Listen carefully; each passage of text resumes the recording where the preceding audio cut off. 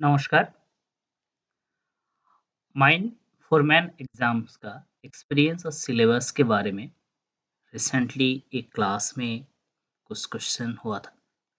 तो उसमें आज इस वीडियो में हम लोग बात करेंगे माइंड फॉरमैन एग्जामिनेशंस का एक्सपीरियंस और सिलेबस जो रेस्ट्रिक्टेड सर्टिफिकेट है उसका सिलेबस के बारे में बात करेंगे।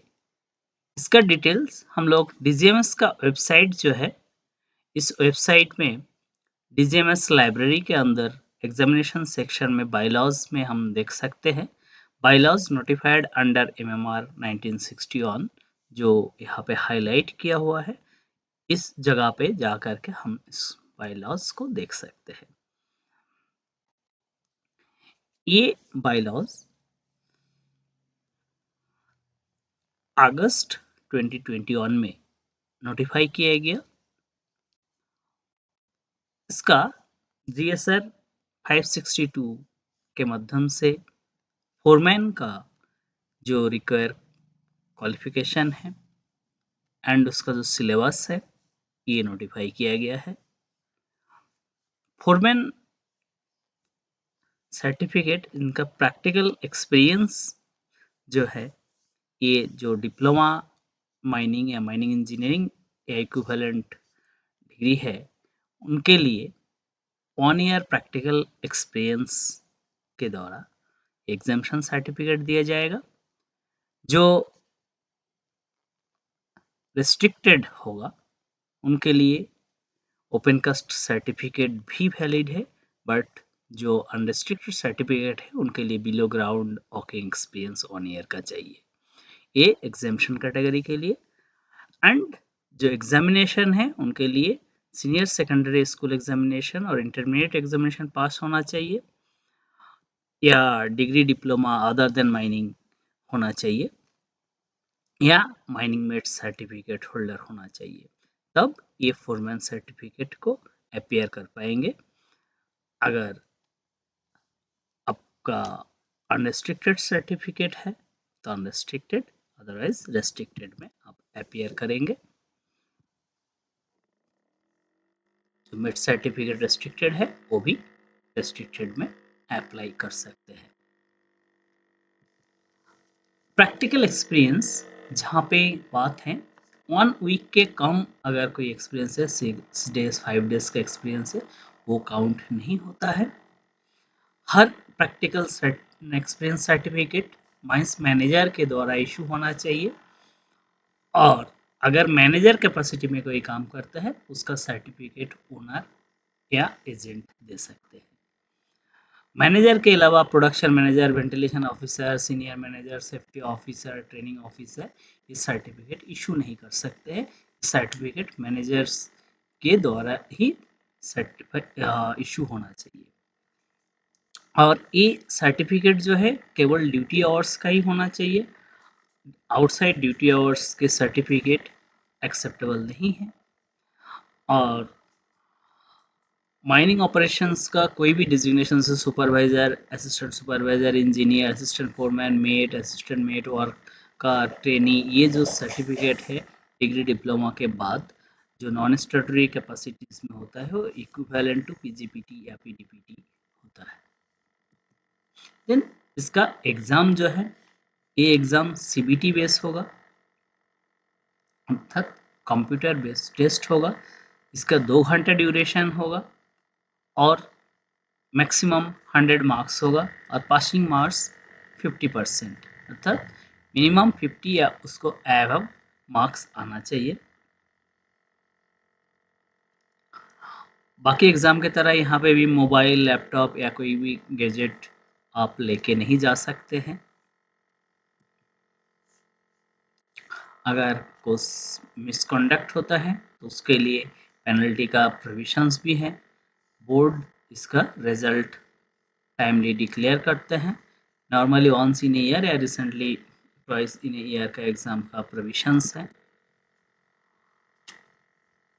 एप्लीकेशंस के सपोर्टेड ओरिजिनल डॉक्यूमेंट्स जो स्कैन करके अपलोड करना होता है और जब वेरिफिकेशंस का टाइम के ओरिजिनल एंड आपके उसका सेल्फ अटेस्टेड कॉपी का ज़रूरत होता है।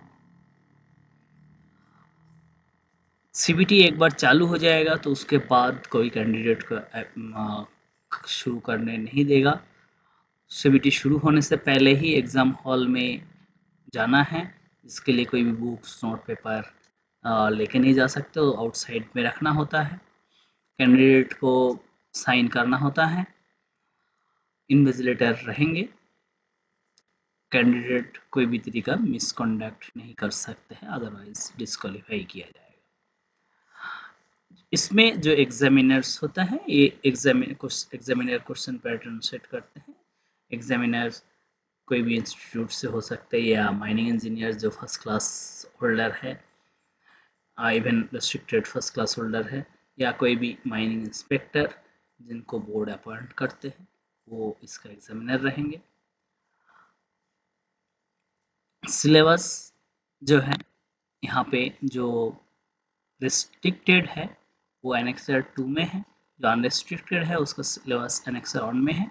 आज हम केवल एनेक्सर 2 जो रिस्ट्रिक्टेड सिलेबस है, रिस्ट्रिक्टेड सर्टिफिकेट के लिए जो सिलेबस है उसके बारे में बात करेंगे। अनरिस्ट्रिक्टेड का सिलेबस के बारे में हम बात नहीं करेंगे अभी। ये इस गजट नोटिफिकेशन में अवेलेबल है, डीजीएमएस वेबसाइट में अवेलेबल है। अगर ज़रूरत पड़े तो आप उसको डाउनलोड करके देख सकते हैं। फोरमैन सर्टिफिकेट के लिए 50 रुपीज़ का फीस देना होता है। वो एप्लीकेशन के टाइम पे, ऑनलाइन एप्लीकेशन के टाइम पे भारत कश में उसको पेमेंट करना होता है। चलिए हम लोग अभी इसका सिलेबस देखते हैं। इसका सिलेबस 3 पार्ट में बटा हुआ है। जनरल सेफ्टी लेजिस्लेशन, जिसके अंदर duty and responsibility of workman, competent persons and official, जिसमें मैनेजर एंड असिस्टेंट मैनेजर्स की एक्सक्लूड किया हुआ है। Discipline amongst worker and control of staff, provision of the MMR relating to open cast metal mine working, explosive and blasting, loading, transportation, dumping, precautions against danger from fire, dust, gas, water and other provisions, and rule enforced and compliance of provisions under the regulation to which foreman is responsible. Writing reports required to made by foreman under regulation, hazard identification, risk assessment, risk management, and SMP, safety management plan. Dangerous occurrence in mine and leading with same accident, their cause, prevention, accident reporting, first aid, sanitation and health, miners disease, their symptom and preventions, emergency preparedness and response, accident investigation, why and how. ये general safety and resignation के part में है। उसके अलावा next second part में method of working, जिसमें हम nature of occurrence of ore deposit, geological disturbance and their effect on walking condition, danger and precautions measures while approaching geological disturbance area, the purpose and utility of borehole in mine, open cast method of mine, mechanized and manual method, deep hole drilling blasting, shovel dumpers, surface miner, benching, maintenance of haul road, method of reclamation, dump stability and dump construction and management, safe handling and use of explosive, simultaneous shot firing, safety precautions, inspection of workplace, transport of haul road and their maintenance, suppression and treatment of mine dust, sources of danger from surface water, precautions to prevent inundation and eruption of water, water dam, water danger plan, gates and fencing, different kind of fences, inspection of an open cast working, reading of statutory plans. ये method of working part में है। और element of mining machinery, जिसमें है safety aspect and safe use of different kind of machinery used in open cast mine. Example: blast hole drill, rippers, scrapers, shovel, dumper, road grader, dozer, wheel loader, scrappers, surface continuous miner.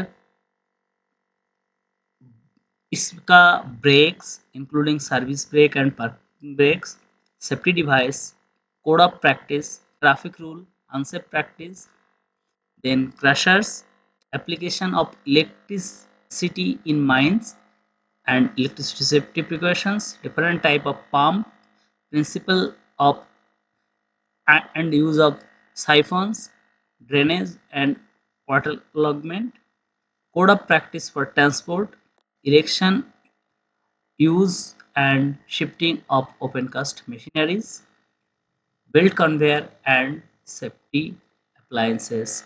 ये total foreman की जो exam है इसका syllabus है। इस related suggestion रहेगा मेरा, अगर जैसे कि आप क्लास में डिस्कस किए थे, आप एक्ट रूल रेगुलेशन पहले पढ़िए, उसके साथ साथ ये जो मेथड ऑफ ऑकिंग है एंड मशीनरीज पार्ट है इसका डिटेल पढ़िए। देन आपको एक फेयर आइडिया आ जाएगा। मल्टीपल क्वेश्चंस करने से पहले थियोरी डिटेल एक बार अच्छा से पढ़ लेंगे, उसके बाद इसके रिलेटेड मल्टीपल क्वेश्चंस को आप तैयारी करेंगे और आपके एग्ज़ाम बहुत अच्छा होगा। कंटिन्यूअस आपको तैयार करना पड़ेगा। धन्यवाद। कुछ रिलेटेड रेजुलेशन रिलेटेड वीडियोस है इस यूट्यूब चैनल में, अगर आप चाहें तो इसको देख सकते हैं। Thank you.